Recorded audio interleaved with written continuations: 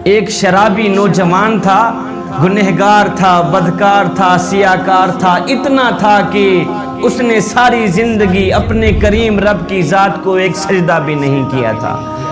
جب موت کا وقت قریب آیا تو اس نے اپنا سر اپنی ماں کی گود میں رکھا، اپنا سر ماں کی گود میں رکھ کر کہنے لگا، ماں ساری زندگی میں نے گناہوں میں گزاری ہے، ساری زندگی میں نے شراب پیتے ہوئے گزاری ہے، ساری زندگی میں نے اللہ کی نافرمانی کرنے میں گزاری ہے، ساری زندگی میری برباد ہو گئی ہے نادانی کی وجہ سے۔ ماں میرا موت کا وقت قریب ہے، میں مر گیا تو اپنے مرشد کے پاس جانا، سفارش کرانا کہ وہ میرا جنازہ آ کے خود ہی پڑھائے گا۔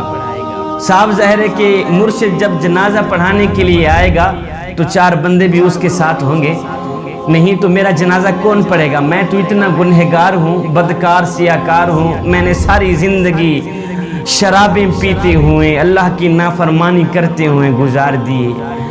اللہ اکبر۔ ماں اٹھی گئی اپنے مرشد حضرت حسن بصری کے پاس، جا کر کہنے لگی، میرے مرشد میرا بیٹا موت کے قریب ہے، تو وہ کہہ رہا ہے جب میں مر جاؤں تو اپنے مرشد کو کہنا کہ وہ آ کے میرا جنازہ پڑھائے گا۔ حضرت حسن بصری کہنے لگے، مائی وہ مر گیا تو میں اس کا جنازہ نہیں پڑھاؤں گا، اس نے ساری زندگی شرابیں پیتے ہوئے گزاری ہیں، ساری زندگی وہ مسجد کے قریب بھی نہیں گیا، ساری زندگی اس نے اپنے کریم رب کی ذات کو ایک سجدہ کرنا بھی گوارا نہیں کیا، میں اس کا جنازہ کیسے پڑھا سکتا ہوں؟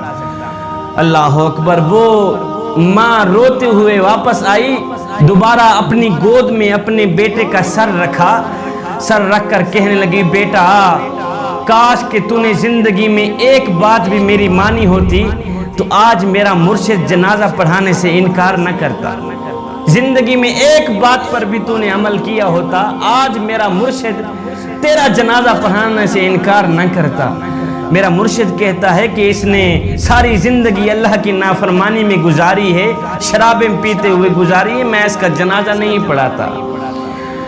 اللہ اکبر۔ نوجوان رونے لگ گیا۔ جوانو سنو، نوجوان کی آنکھیں خون کے آنسو بہانے لگ گئی، ماں تڑپنے لگ گئی۔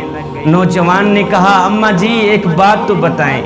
ماں کہنے لگی، جی بولو بیٹا، کیا کہنا چاہتے ہو؟ نوجوان نے کہا، ماں مجھے اتنا بتا دے کہ میرے گناہ زیادہ ہیں یا میرے کریم رب کی رحمت زیادہ ہے؟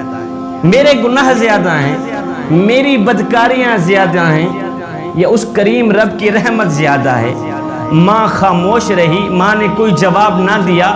اس کے بعد بیٹا رو کر کہنے لگا، ماں مجھے ایک بات تو بتا دے، اگر ایک لمحے کے لیے تجھے میرا کریم رب مہلت دے دے، تجھے میرا اللہ مہلت دے دے، اے گنہگار کی ماں، اگر تو چاہے تو اس گنہگار بیٹے کو جنت میں بھیج دے، اگر تو چاہے تو اس کو جہنم میں بھیج دے، اگر ایک لمحے کے لیے میرا اللہ تجھے مہلت دے بھی دے تو مجھے کہاں ڈالے گی؟ جنت میں ڈالے گی یا جہنم میں پھینک دے گی؟ ماں فوراً بولی، نہیں بیٹے، اگر مجھے ایک لمحے کے لیے بھی میرا اللہ مہلت دے دے تو میں تجھے جنت کا دروازہ کھول کے اندر ڈال دوں گی، جنت میں ہی بھیج دوں گی، فوراً بھیج دوں گی۔ نوجوان تڑپ کر کہنے لگا، اماں جی جو خدا 70 ماؤں سے بھی زیادہ محبت کرنے والا ہے وہ مجھے جہنم میں کیسے ڈال سکتا ہے؟ تو ایک ماں جتنا پیار کرتی ہے، وہ میرا کریم رب 70 ماؤں سے بھی زیادہ محبت کرتا ہے مجھ سے، وہ مجھے جہنم میں کیسے ڈالے گا؟ یہ کہتے ہوئے خشیت الہی میں آ کر آنکھوں سے آنسو بہاتے ہوئے، آنکھوں سے نیر بہاتے ہوئے نوجوان کی روح پرواز کر گئی۔ ادھر ماں رو رہی تھی، دوسرا کوئی رونے والا نہیں تھا بیٹے کو، ادھر کسی نے دروازے پہ آ کے دستک دی۔ ماں نے جب دروازہ کھولا تو سامنے مرشد کریم نظر آئے، حضرت حسن بصری نظر آئے۔ محترمہ کہنے لگی، مرشد کریم آپ نے تو مجھے جواب دیا تھا، آپ کیسے آ گئے؟ آپ کو کیسے پتہ چلا کہ میرا بیٹا فوت ہو گیا ہے؟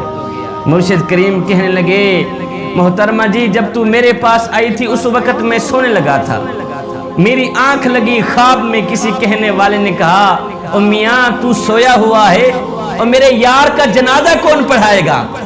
حسن بصری تو یہاں پہ سویا ہوا ہے، ادھر میرا یار مرا ہوا ہے، میرا دوست مرا ہوا ہے، جا میرے دوست کا جنازہ پڑھا کیا۔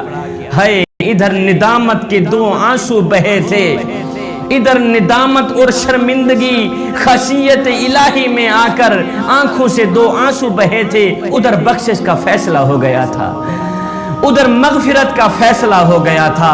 ایک آنسو کی مار تھی، سارے کے سارے گناہ معاف کر دیے گئے۔ نوجوانو، کریم رب کی چوکھٹ پہ آ گیا کرو، اپنا سر جھکا دیا کرو، خشیت الہی میں آ کر ایک آنسو میں بہا دیا کرو۔